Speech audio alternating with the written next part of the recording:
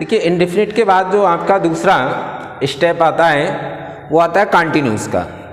और जिस तरीके से इंडेफिनिट आपके 3 प्रकार के थे, प्रेजेंट, पास्ट, फ्यूचर, वैसे ही कंटिन्यूस भी आपका 3 ही प्रकार का है। पहला प्रेजेंट कंटिन्यूस, दूसरा पास्ट कंटिन्यूस और तीसरा फ्यूचर कंटिन्यूस। देखिए यहाँ पर कुछ मैंने एक चीज़ कॉमन लिखी है। कंटिन्यूस में आप देख रहे हैं रहा, रही, रहे। इसका मतलब है कि हर कंटिन्यूस का मतलब होता है रहा, रही, रहे। और लेकिन प्रेजेंट के अंत में है लगा होता है, पास्ट के अंत में था लगा होता है और फ्यूचर के अंत में आपका गा लगा होता है। अब मैं आपको थोड़ा सा विस्तारित रूप से बताने का प्रयास करूं तो प्रेजेंट जो कंटिन्यूस की हिंदी की पहचान हो जाएगी वो हो जाएगी रहा है। पास्ट कंटिन्यूस की जो पहचान आपकी होगी वो होगी रहा था। और फ्यूचर कंटिन्यूस की जो पहचान आपकी होगी वो होगा रहा होगा। अर्थात रहा कॉमन है, प्रेजेंट का मतलब है था और फ्यूचर का मतलब है यहाँ पर गा से। मैंने यहाँ पर कुछ लिखा है इज आर एम, अर्थात रहा है, रही है, रहे हैं कि अंग्रेजी आपको इज आर एम प्रयोग करनी है। इज आपको एक वचनकर्ता के साथ लगाना है, आर आपको बहुवचनकर्ता के साथ लगाना है, आई के साथ हमेशा आपको एम का प्रयोग करना है। पास्ट की अगर हम बात करें तो रहा था, रही थी कि अंग्रेजी आपको बाज या बर लगानी है। एक वचनकर्ता के साथ आप बाज लगाइएगा, बहुवचनकर्ता के साथ आपको बर का प्रयोग करना है। फ्यूचर के साथ रहा होगा, रही होगी, रहे होंगे कि अंग्रेजी आपको विल भी, शैल भी लगाएंगे। जो आपके अन्य कर्ता हैं अर्थात आई और बी के साथ आपका शैल भी लगेगा, अन्य सभी कर्ताओं के साथ आपका विल भी लगेगा। स्ट्रक्चर पे आप आइए, मैंने यहाँ पर एक बिल्कुल कॉमन स्ट्रक्चर लिखा है जिससे कि आपको ज़्यादा प्रॉब्लम ना हो, बहुत ही आराम से समझ में आए जल्दी से। तो सब्जेक्ट, सब्जेक्ट के बाद हेल्पिंग वर्ब, हेल्पिंग वर्ब के बाद आपका एम बी फर्स्ट अर्थात मेन वर्ब, उसके बाद आईएनजी और उसके बाद आपका ऑब्जेक्ट। ये ही कॉमन स्ट्रक्चर आपको तीनों कंटिन्यूस में प्रयोग करना है। नीचे देखिए जो हेल्पिंग वर्ब है, प्रेजेंट कंटिन्यूस की जो हेल्पिंग वर्ब है वो क्या है, इज आर एम।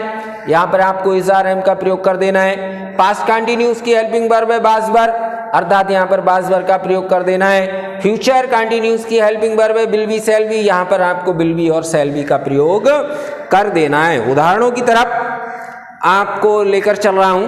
पहला उदाहरण है राम स्कूल जा रहा है। इसका मतलब है ये प्रेजेंट कंटिन्यूस है।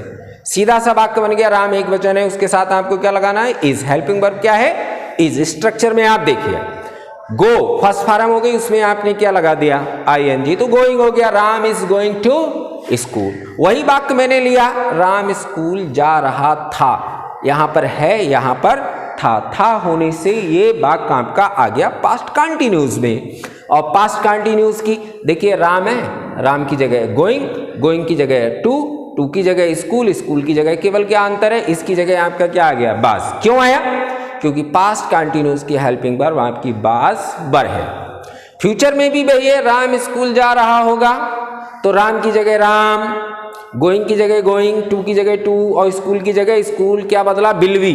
क्यों बदला, क्योंकि फ्यूचर कंटिन्यूस की जो हेल्पिंग वर्ब है वो है आपकी विल बी और शैल बी। तो आप देख लीजिए, कुछ भी आपको ज्यादा फोकस नहीं करना है, is, are am, was were, will be, shall be, इन पे फोकस कर लीजिए। अर्थात प्रेजेंट कंटिन्यूस में is are am, past continuous में बाज वर्ब और फ्यूचर कंटिन्यूस में आपको लगाना है विल बी और शैल बी। अगर हम नेगेटिव की ओर चले, कुछ नहीं, बहुत ही इजी तरीका है। हेल्पिंग वर्ब जहां जहां आपने लगाई है उसके तुरंत बाद नॉट लगा दीजिए और पूरा स्ट्रक्चर आपको सेम वही यूज में लाना है। फॉर एग्जाम्पल, राम स्कूल नहीं जा रहा है, Ram is not, helping verb के बाद क्या लगा, नॉट। हेल्पिंग वर्ब क्या थी, पहले भी वाक्य में इज थी, यहाँ भी इज है, केवल अंतर आया नॉट गोइंग टू स्कूल। कुछ बदला, कुछ नहीं बदला। नहीं होने की वजह से हेल्पिंग वर्ब के बाद तुरंत आपने क्या लगा दिया, नॉट का प्रयोग किया है। ऐसे ही अगर ये था होता तो यहाँ पर क्या आ जाता आपका बाज। अगर यहाँ पर रहा होगा होता तो इसकी जगह आपका क्या आता, विल बी और शैल बी आ जाता। इंट्रोगेटिव की तरफ बढ़िएगा आप, कुछ नहीं करना है, स्ट्रक्चर बिल्कुल सेम वही है। हेल्पिंग वर्ब कहाँ ले आइए, सबसे पहले ले आइएगा सब्जेक्ट, उसके बाद। फॉर एग्जाम्पल देखिए, क्या राम स्कूल जा रहा है, हेल्पिंग वर्ब इज थी, अब हम इसे पहले ले आए तो इज कैपिटल में लिख गया, is Ram going to school. और जैसे मैंने इंडेफिनिट में बताया, बहुत ही कॉमन चीज है, इंट्रोगेटिव जो मार्क है उसे आपको लास्ट में लाना बहुत ही अनिवार्य है। अब अगर यहाँ पर था होता तो बताओ आप क्या आ जाता, बाज।